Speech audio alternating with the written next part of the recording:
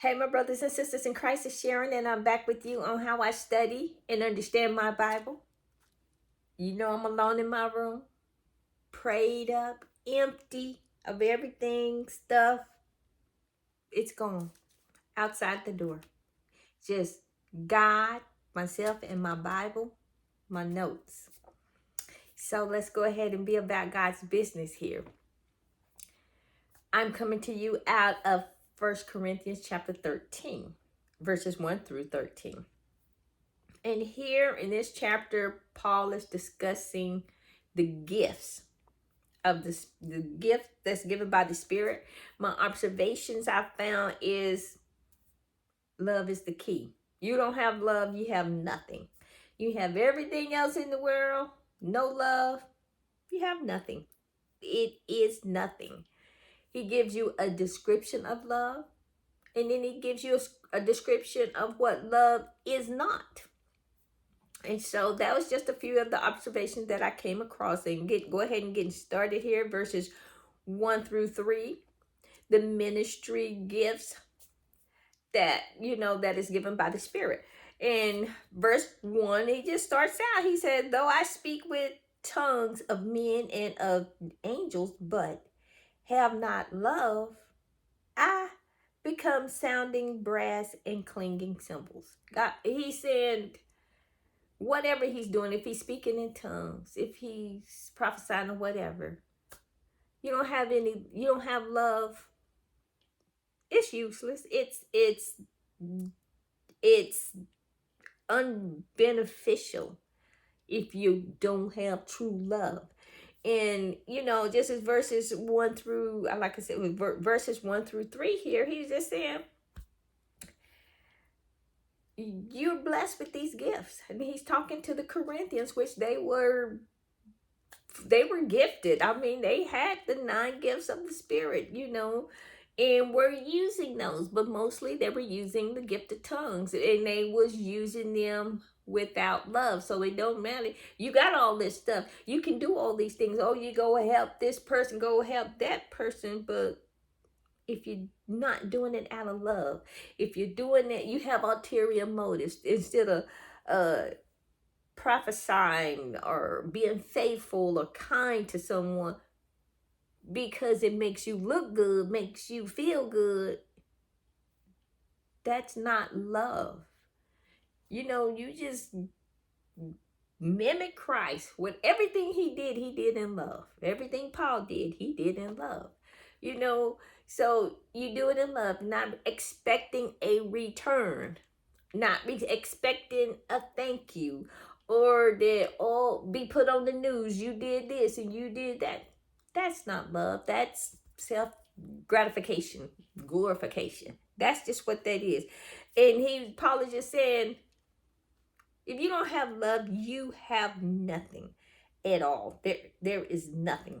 In verse 4 here, he's giving you a description of what love is. And then he follows that with 7 verbs of what love is not. He said, love is long suffering and it is kind. But love does not envy. It does not parade itself. It's not boastful. It is not puffed up, arrogant. It is not rude. It does not self-seek. It's not seeking its own self. And it doesn't provoke, getting out there, giving them your 2 cent word. And it doesn't do evil. 7 verb things that it does not do. And if you're doing these things, you need to take a look in the mirror, do a self-check. Go to Romans chapter, pick your poison there. Romans chapter 3, chapter 5. It will put you in check. And he was just saying, it doesn't rejoice. Love does not rejoice in the downfall of someone, or somebody fall from grace, or they're publicly humiliated. Love does not rejoice in that, even though you might think that person deserved it, but you don't rejoice in it. pray for the person. Um, you know, just do what you can to help encourage the person to turn to Christ or to live a Christ-like life, but don't rejoice in a person's downfall or embarrassment, humiliation, or what. You don't rejoice in that. And moving on here to verse 8 through 13, where he said love, the permanence of love. In verse 8, it tells us love never fails. It's going to be always be there. But whether there are prophecies, they will fail. Whether there are tongues, they will cease. Whether there is knowledge, it will vanish.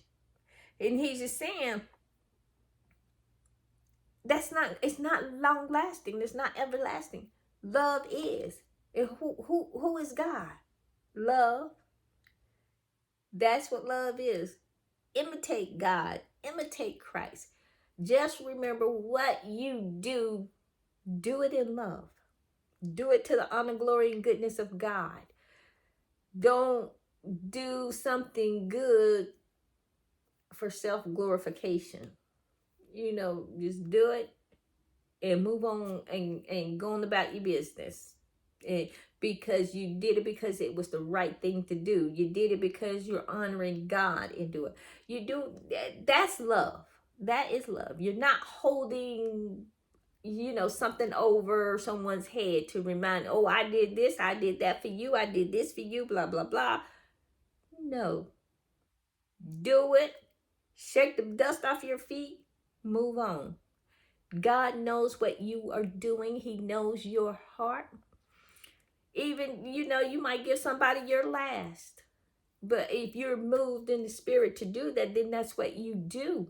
And you do that in love, but you don't hold it over that person because you did something in love. And if you did it in love, you wouldn't have any ill feelings, ill will about it at all. Glad to help you. I'm glad to help you. Because what you do for others, God will do it for you.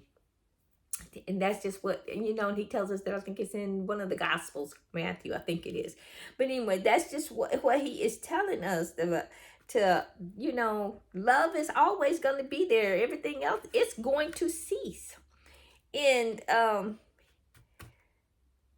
in verse 11 here, he says, when I was a child, I spoke as a child. I understood as a child. I thought as a child. But when I became a man, I put away childish things. And here he is just saying, children are immature. Then you have the Christian that's immature. An immature Christian wouldn't know or had not learned to give in love, to speak in love, to do that. Just as a child, don't a child speak the truth to you. They tell you the truth, unbiased, whatever. And that's, you want to know the truth?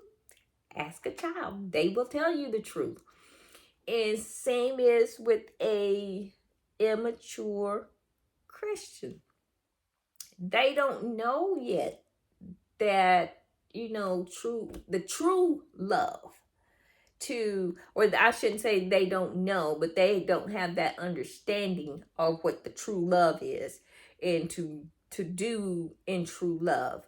But as they walk and grow in Christ, then you start understanding it. You start to live it. You have the knowledge of it. Because the more we grow in Christ, the more the Spirit grows in us. The more we become in tune with him and walk the way he wants us to walk, talk the way he wanted to talk. Some people might say, oh, so you're going to be his puppet. Call it what you want. I'm a fool for Christ. I'm his puppet. I'm his hands and feet. I am glorified. I'm gloried in it. Not glorified, but I glory in that I get to serve the Most High God. That's it, Call it what you want. I'm like Paul, I'm a fool for Christ. Oh, well. But Moving on along here, and the last thing he leaves us with, verse 13, is you abide in faith, hope, and love. But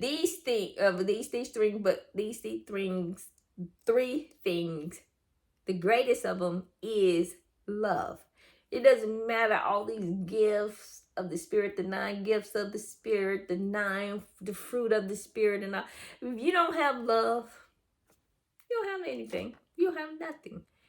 And with the Corinthians, they had these gifts, but they were using them to showcase themselves.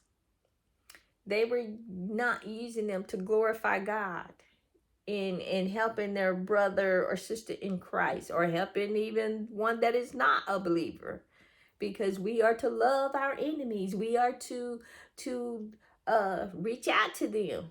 You don't have to browbeat them with the word, but just reach out to them in love. And but again, you have all these things, but if you don't have love, you don't have nothing. Heck, you have nothing. So just check yourself. Do that self-check in the mornings when you wake up. Ask God to, get you in order there before you start your day out. And let him order your steps. Well, this ends my Bible study of Romans chapter 13. I really enjoyed it. I pray that you did as well. You be blessed and be safe. Remember to hit the like and the subscribe button. Bye.